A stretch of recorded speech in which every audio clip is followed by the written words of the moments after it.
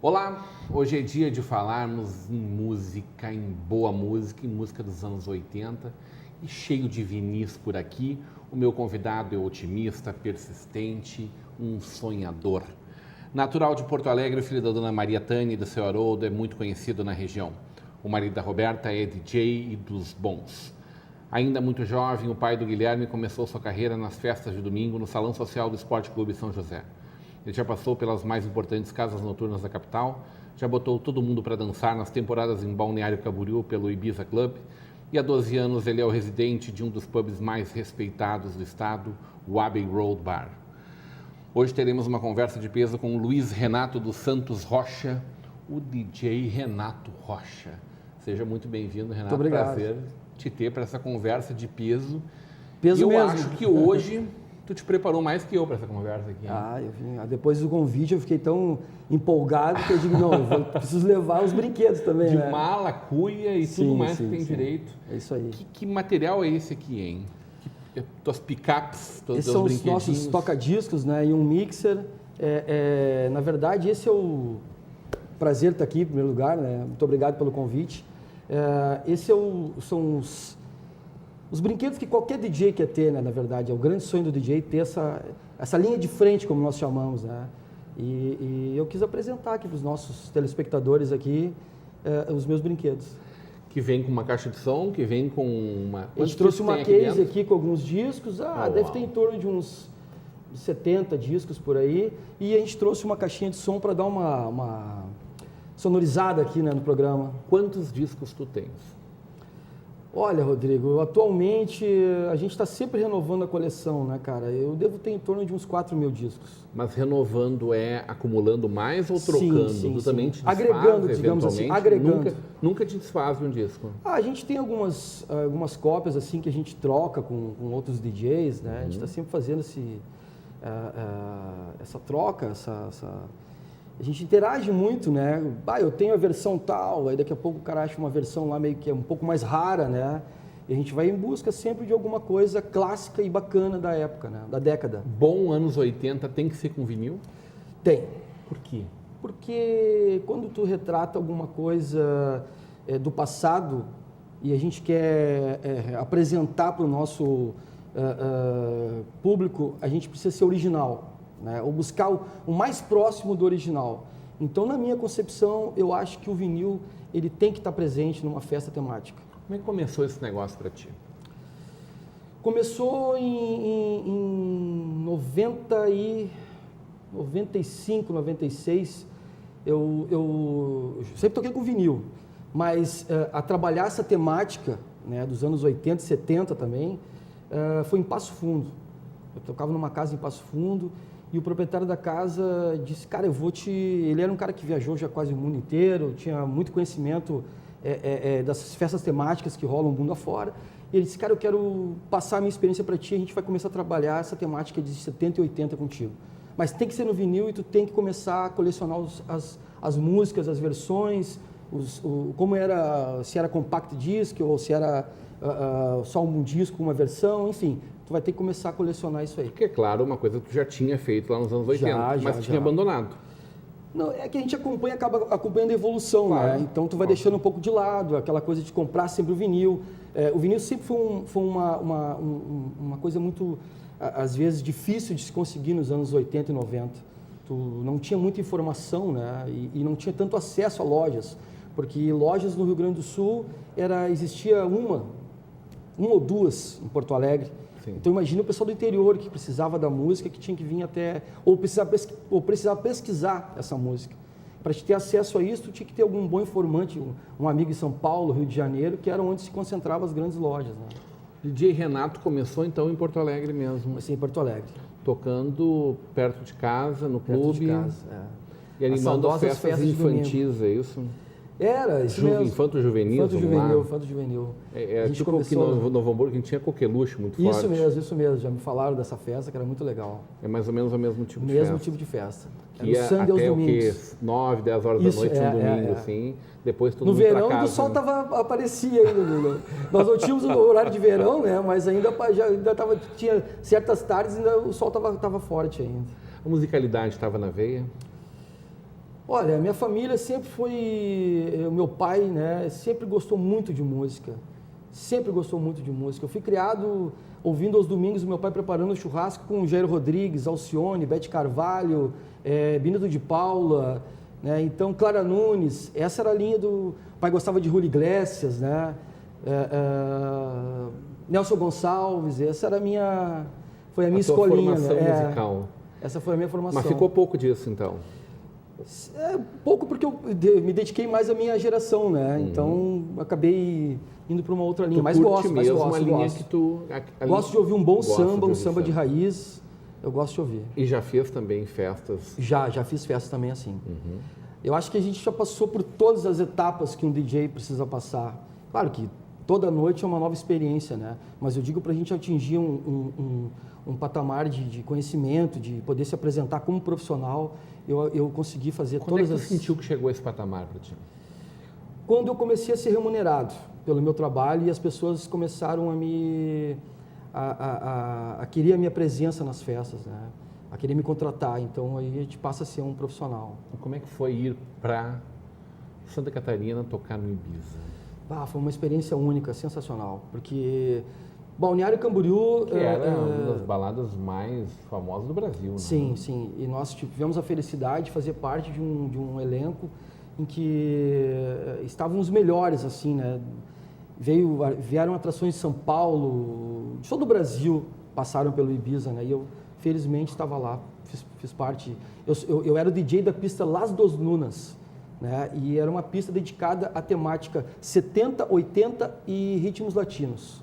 Que o Júlio sempre preservou essa questão de homenagear, né, o público latino que vem frequentar o nosso verão aqui. Os anos 70 é o auge da disco. Da disco music também. O pessoal gostava muito. Tudo com vinil. Toda essa trilha sonora de vinil. Tudo já era com... Hoje está muito fácil ser DJ, Renato? Eu não digo fácil, eu digo hoje tu monta uma session e vai. Hoje eu digo que os DJs hoje eles têm a tecnologia a favor deles, né? A música, tu não precisa mais esperar 3 meses para saber que a música está sendo lançada no Brasil ou que a música foi lançada em Miami ou na Europa. E ela explodiu lá no fim de semana, tocou na semana seguinte, na terceira tu pode estar tocando aqui já. Não, é real time, né? Se o DJ está tocando lá e ele fizer uma live, a gente está ouvindo o que ele está tocando. E como fica daí a formação dessa live, por exemplo? Como é que tu constrói isso? Como é que tu dá o teu toque, né? Isso aí tipo assim, se eu vou fazer uma apresentação com músicas próprias minhas, produção minha, então tu monta, né? Um set. Né? Não, eu ainda não cheguei nesse Não foi convidado nenhum projeto estágio nesse sentido aí? Não, até porque eu me dediquei muito a essa questão da temática dos anos 70 e 80. Eu não parti para uma outra linha de trabalho, que é a produção de música eletrônica. Né? Então eu me dediquei mais a essa temática, porque ela te exige bastante também, né? Não só dedicação, mas investimento. Não, teoricamente exige mais, inclusive. Exige mais, com certeza. Hoje em dia os DJs têm a facilidade, né, digamos assim, de poder se apresentar numa festa, né, com 2 pendrives, né, e já... não, com todo respeito a quem usa, né, eu acho interessante e tal, mas... Mas está tudo resolvido, né? Tu te dedicar a essa temática envolve toda essa edição. Por exemplo, hoje eu trouxe colegas aqui, né, para me ajudar, porque tu carregar todo esse material, cara, é o staff de apoio do Renato. É o staff de apoio da empresa Stereo Mix, o Darlan. Legal. Né, e veio fazer a cobertura fotográfica, o Giovanni Paim também. São 2 grandes profissionais que me acompanham aí. Como é que funciona se eu te pedir um disco? Tu tem lá isso? Sim. A gente, procuramos ter todas as músicas. Quantos % de cada disco tem e tu aproveita, né, realmente? Isso é uma boa pergunta, também, né? Isso é uma boa pergunta, porque isso era uma dificuldade, digamos assim, que nós enfrentávamos nos anos 80 e 90. Muitas vezes, um disco Tá, eu vou pegar aqui uma aqui para te mostrar, por exemplo. Nós recebíamos muito promocionais, tá? Então, às vezes, as gravadoras mandavam para a gente o disco com uma música só. Então, aquilo fazia um volume enorme na caixa, né? Aí tu chegava numa festa com meia dúzia de caixas, assim. Às vezes, um disco de uma banda, tu aproveitava uma música que funcionava para a pista, né? Então, também fazia volume. Depois começaram... Qual é que tu separou aí? Eu separei aqui o The Smiths, The Queen is Dead, que é um disco clássico do Smiths. E aí tocava qual? Olha, aqui esse disco especial a gente tocou várias, né? Várias músicas daqui, cara. Big Mouth Try Again, The Queen is Dead, a própria faixa do disco, o nome do disco, tem várias. Mas eu quero te mostrar um single, por exemplo, que a gente recebia, por exemplo, esse aqui, ó. O tema do filme Labirinto, do David Bowie, né? Que é um disco que eu adoro muito. Foi muito difícil de conseguir esse disco, né? E ele vem com uma música só, tá? Então, tu imagina, se eu quiser outras músicas do David Bowie, eu vou ter que pegar Como é que funciona as gravações da linha aqui? Nós temos aqui versões, né? Não. Então, é um lado, cada lado é uma versão. Puxa vida, ele tá todo... Na verdade, o que tem de música aqui... É uma só.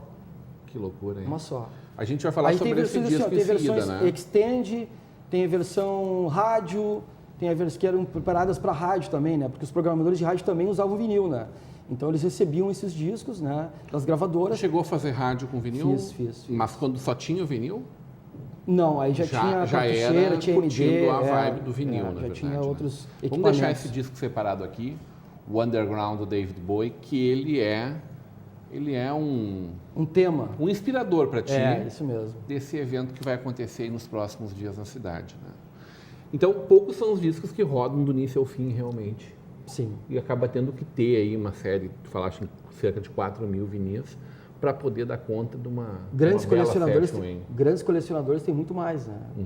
Eu estou naquela faixa mediana ali. Mas é aquilo que a galera pede, né? Sim. Digamos que hoje eu tenha 90% dos pedidos musicais, ou melhor dizendo, das músicas que realmente fizeram sucesso nos anos 80 e 70. O pessoal na noite interage bastante? Interage. Pede Felizmente. E aí 90%... E bons pedidos. E bons pedidos. Assim, te fazem bons desafios. Bons desafios. Muito bom, né? É sinal que a cultura musical não está totalmente perdida, né? Mas tem futuro para ela, Renato? Olha, falando em cultura musical, tu quer falar de cultura da produção de um trabalho. Tu está falando de um CD, de um DVD, de um vinil. Essa é a cultura musical que tu está te referindo, né? Também. Mas eu falo também na questão de tu conhecer um pouco o que acontecia, né? Das origens das bandas e tal, que hoje se perdeu um pouco. Eu acho que está muito o momento. Eu acho que as pessoas deveriam fazer uma pesquisa mais aprofundada da vida do artista, o que significou esse disco para o artista, como ele gravou, como ele preparou. E volta a isso? Ou é um querer mais que qualquer outra coisa? Tem um pouco das duas partes, um querer. Porque e eu acho que pode voltar do assim. imediatismo ela é muito forte, né? Muito forte. E assim como agora está cool, ali na curva já era. Amanhã né? já não é mais. Então. E eu sofro isso, até fazer um parênteses aqui, por exemplo, no Abbey, tá? Todos sabem que eu sou DJ do Abbey. Às vezes a pessoa conhece o disco à noite de uma banda, né? Não vou citar nenhuma, mas conheceu o disco de uma banda, do David Bowie, o último disco do David Bowie. A gente não tem o tempo necessário para buscar, né? Não teve condições de ouvir o disco, sabe que saiu o disco novo e a pessoa chega no bar lá e diz, eu queria ouvir tal música. Eu digo, mas essa música não tem, cara. Mas como tu não tem, cara? Não tem o pendrive, não tem o celular, não tem o carro. Tem uns que levam até o celular gravado, mas só aqui eu pego o celular e boto aí. De calma, pessoal, não é assim. O cara não entendeu muito a vibe, né? Sabe? Então isso a gente sofre às vezes um pouquinho. Eu quero saber de ti como é que tá os novos lançamentos. Tudo que está saindo hoje está saindo também em vinil, pelo menos desses artistas mais reconhecidos. Nós vamos conversar sobre isso e vamos conversar sobre esse trabalho tanto na União FM quanto no Abbey Road na volta do intervalo. Vamos aproveitar para fazer uma Vamos. uma sessão agora aqui. Deixa eu preparar aqui para ti, tirar uma exibição tua aqui nos... deixa eu ficar de pé então, que é mais, Tá bom, mais vamos lá. conveniente, né? Então a gente preparou O que aqui... vamos tocar agora? A gente preparou aqui, ó, para os nossos telespectadores, uma música do New Order, tá? Aqui. Bizarre Love Triangle, né? Esse disco foi uma releitura The em Best of 94, New Order. mas que são um clássico dos anos 80, e Depeche Mode, tá? Então deixa eu colocar aqui para você. Que é uma música que, poxa, quem curtiu os anos 80, os anos 90, dançou pra caramba. Essa aí é essencial em qualquer festa dos anos 80, tem que ter tem que rodar essa aí na pista, tá? E a gente volta depois do intervalo.